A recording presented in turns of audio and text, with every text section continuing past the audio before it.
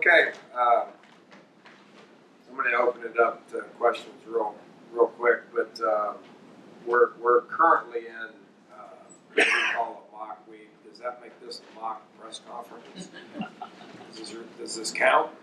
So it's not a mock press conference. Okay, so we'll move forward with the real one. But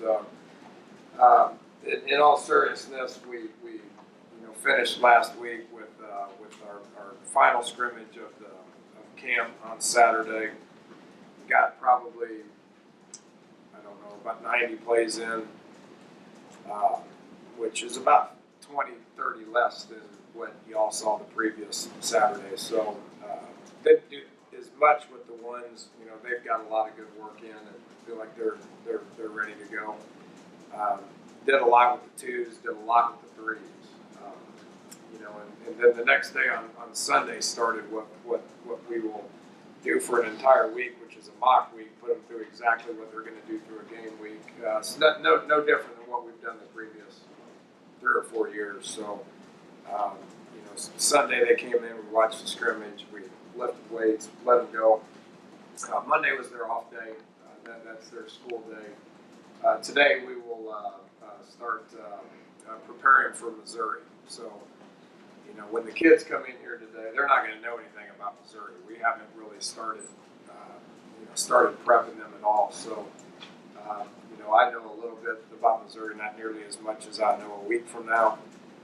The assistant coaches will have a good knowledge of Missouri. If you got any of those questions, that's fine, but the players won't know anything about it. So just so you guys got that heads up. But we'll start preparing. We'll break up scout teams. We will introduce our opponent and teach our kids how to practice on Tuesday, how to practice on Wednesday, what the routine is going to be like Thursday, travel Friday, come in on Saturday and have a game day routine, go through all the pregame stuff, even prior to that, the food that's going to be Friday night, where they're going to be staying, what our meeting schedules are like, when you wake up, all that good stuff. Got quite a bit of guys that haven't traveled with us yet, so I feel like it's important for those guys to go through that routine before we ask them to do it for real next week. Then we'll play do the mock game. It's not a scrimmage.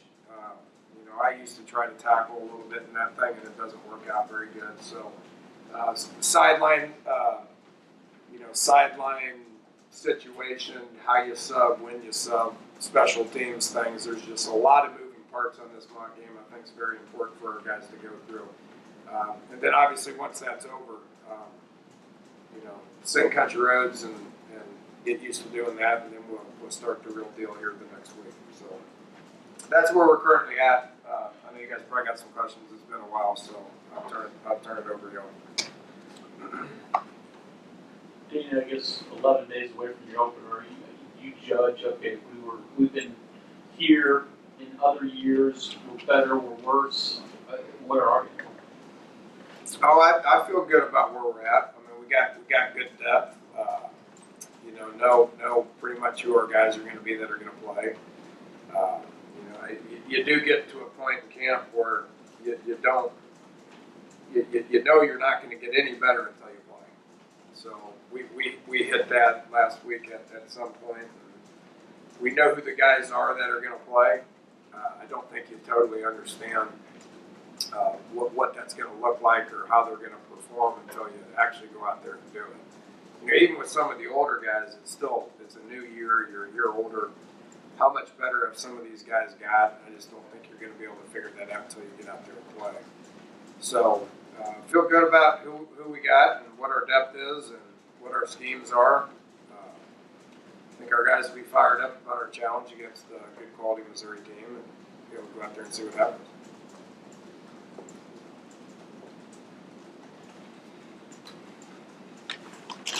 In the last scrimmage, we saw execution a little disappointing offensively. Is that progress how you'd like it to in terms of getting them more enthused with it and kind of getting the execution part of it down as the week is? Yeah, we got a little better since then. We had an off day, and we know kind of what we got on offense. We've had some complacency issues I addressed. With that said, I thought our defense has been playing well. So I think they're pretty motivated. And got some good players and got some motivated players. So I'd much rather it be like that than offense getting after the defense. So we did a little bit better the next week, but I'm not concerned with where we're at. With 4 new assistants, does game day communication, you have to pay special attention to that to make sure all those guys are on the same page? Well, yeah, we kind of went over that last Saturday. We'll do it again this upcoming Saturday. It's part of the mock game type deal. But Coach Wickline will be upstairs in the box, talking to Coach Krug. Coach Carrier will be on the sidelines like Lonnie was, doing all the motivational stuff. Then defensively, Mark Scott will be up in the box and relaying down to the field, through Coach Capone, which will be on the sidelines, and Coach Blue as well. What would it take to get Gibby in the box? What would it take to get Gibby in the box? Just get him off the field. Yeah, right.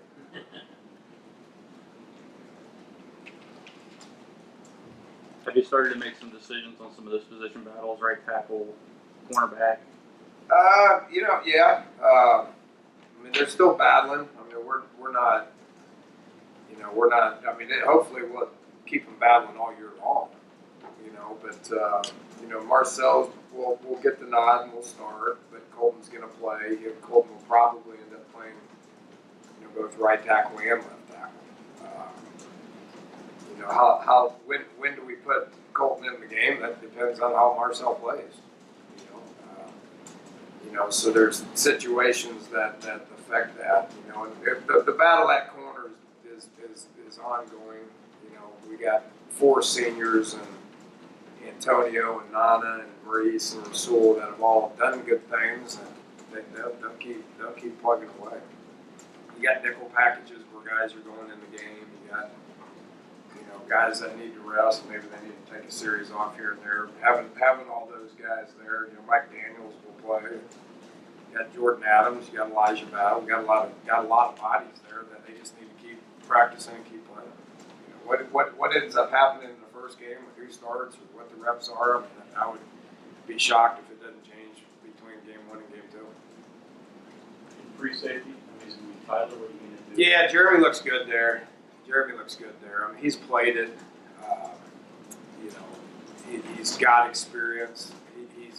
I've been very proud of Jeremy. Where I thought Jared Harper stepped in for Carl last year and did a solid job, I see Jeremy stepping in, for Draymond and doing a solid job, not only from a performance point of view, but from a leadership point of view as well.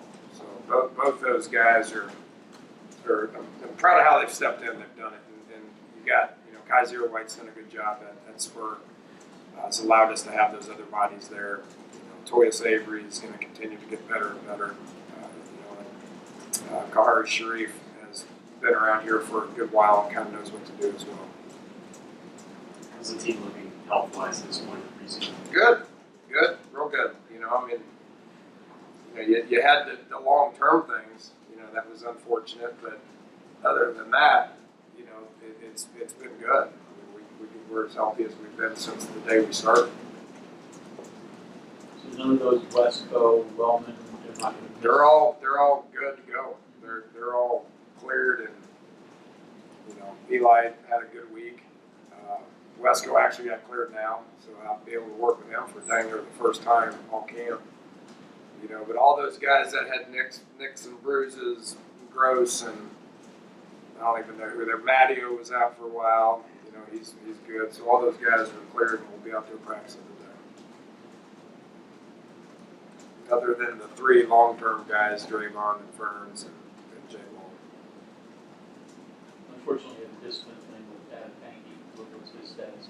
Yeah, he's currently suspended from the team. I mean, we hold these guys to high expectations, and when you don't meet that, then there's going to be consequences. So he's currently suspended from the team. It's disappointing, but we'll continue suspension through Missouri, and then we'll address it at that point. Does Tony step in there? Absolutely. absolutely. Tony's a fifth-year senior that was competing for a starting guard job anyway. You know, Tony went down. Tony was probably playing better than any of the guards for the first 5-6 days. You know, and then he went down, but we'll pick up and, you know, we'll slot him at the left guard spot. He'll start there, and Kyle Bosch will start at the right guard spot, so we feel good about where we're at. Depth took a hit. Grant Lingelfelter has been stepping in for the last, you know, week while both those guys were out and did a good job. He started a game a couple years ago, so still got a good rotation in there with those 3 guys and 4 guys, and I think we'll be fine on the inside. In terms of rotation, do you have an idea in your head what you want to do with like your backfield, your receivers? I mean, Fred was starter, but how many snaps does Justin Crawford get, or things like that? Do you have an idea what you want to do? Yeah, I mean they've all shown signs of doing some good things. We'll play a couple of those guys at a time too. You know, so I think last year we didn't have Russ and Wendell in there together very much because it really wasn't the third. You know, so now that we have a third, we'll probably get into some more 2-back stuff.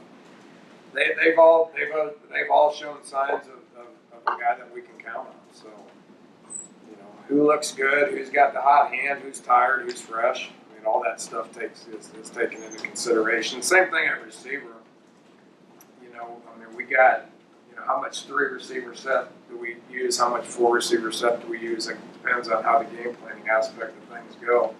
But how much does Shelton play as opposed to Gary depends on, you know, what the previous snaps look like and how fresh they are. Both those guys play a lot of special teams as well, you know, so you know, that's going to be fluid, and as long as they're fresh and they're out there doing the right thing, then we'll divvy up the reps based on production and how those reps look. Either of the backup quarterbacks started to separate themselves, or still kind of the same thing you're doing a couple weeks ago? It's, you know, it's the same. I mean, we've been repping Cody Saunders a bunch here lately. Chugg's his arm was a little wore out, so we set him down for a couple of days. He'll be just fine. Neither him nor Crest nor Saunders have done anything to the point where it's just like right up there, solid number 2. Not disappointed in that at all, you know, because there's an aspect of hitting the wall and not doing a good job that sometimes gives other guys the backup nod. I haven't seen that either, which is a positive thing. So we know what William brings to the table. We know what Chugs brings to the table. We're figuring out what Cody brings to the table. I'm happy with his production and his development for a young guy. And we'll keep doing it. We'll keep evaluating here over the next 11 days. Coach, you were talking about a couple seconds ago about the game plan with Shelton. I'm just kind of wondering, when you look at Game plan with what? with Shelton Gibson. Yeah. And just when you look at what he was able to do with the number of touches he had last year, if you start to kind of game plan a little bit more for him, does that take away that explosiveness, that big play thing that he was able to? I don't think so. I mean, he tracks the ball over his shoulder better than he tracks the ball coming back to it. It's just what he does. So, in order for him to be an all-around player, he's got to be able to do all that stuff. But by no means are we going to take what he does well and try to get him to do something else. You know, what we have big play potential with him, with Javon, with Karan, that they can stretch the field. Would be foolish not to continue to do that. You know, if they're going to pile people into the box, then we need to be able to stretch it. If we're stretching it, then they got to back people off. We should be able to run the ball. So, you know, it'd be foolish to do that. We like the 24 yards per catch that he got, whatever it was. I would be okay for twice as many catches and 18 yards a catch. That'd be fine. 7-on-1 primary player and punt returner, we're still shuffling guys. Gary Jennings will be that guy. He makes too good of decisions.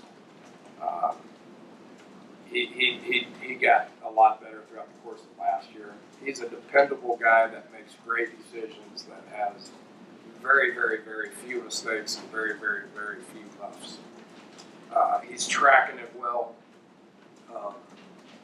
I'd like to be able to get a few more yards after the catch to improve field position from what we've done the last couple of years, but we're at a point now where we're just trying to get a guy to catch the damn thing. So now we got a guy that can catch it, so now let's try to figure out what we do with it. And kickoff return. Gary does a good job back there as well. Javon's good back there. Shelton's good back there. Kennedy, McCoy has looked okay back there. Justin Crawford looked okay back there. Crown White's looked okay back there. We can only put 2 people back there. So, I know who can for sure. We'll keep looking at the guys that need to develop from a depth perspective.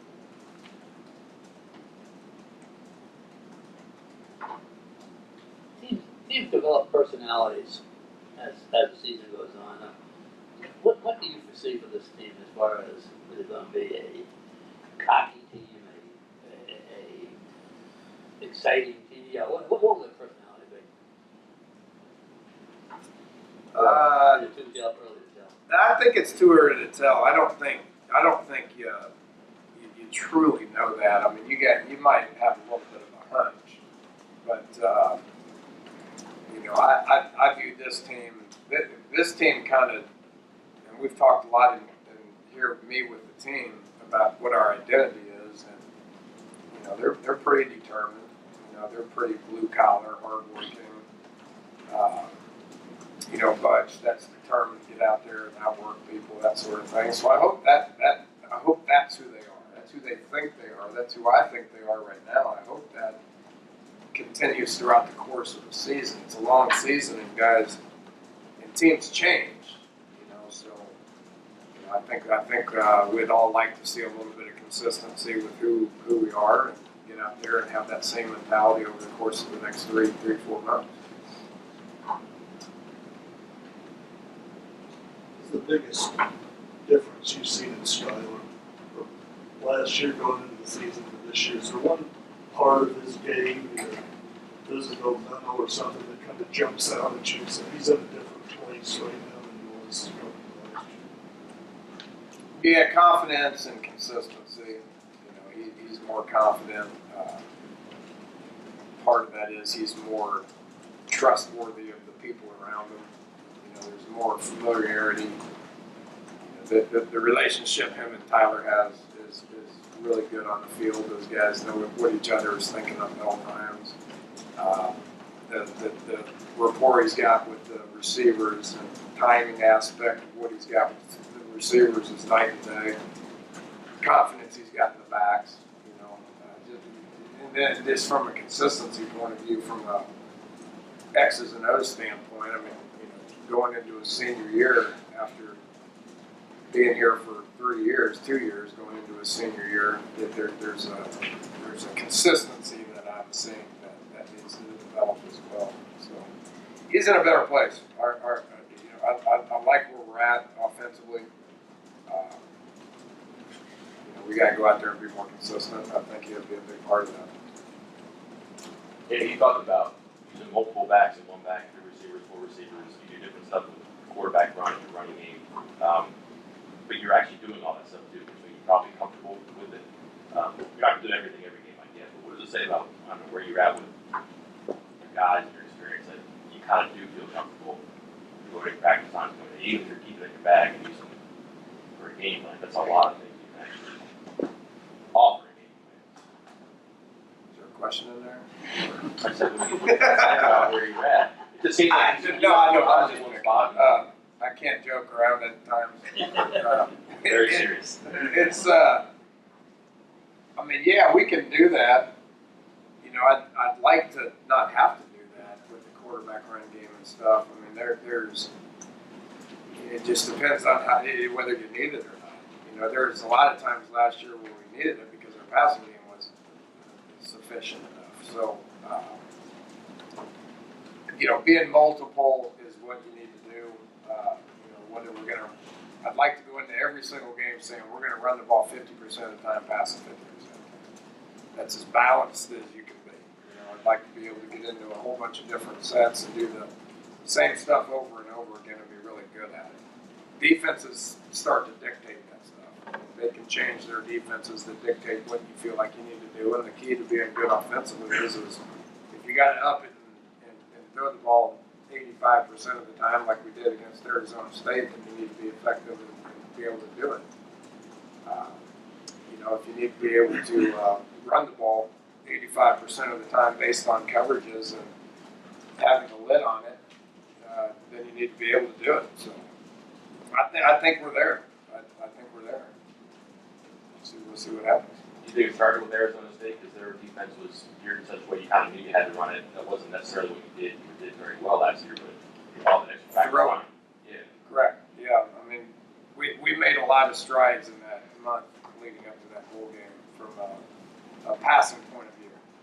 Scouting with the guys and improving the pass, the protection a little bit as well. So that gave us some confidence, and I think we'll be able to do that if we need to do it. But I don't want to lose sight of the fact that we got 3 good running backs, and need to be able to do that as well.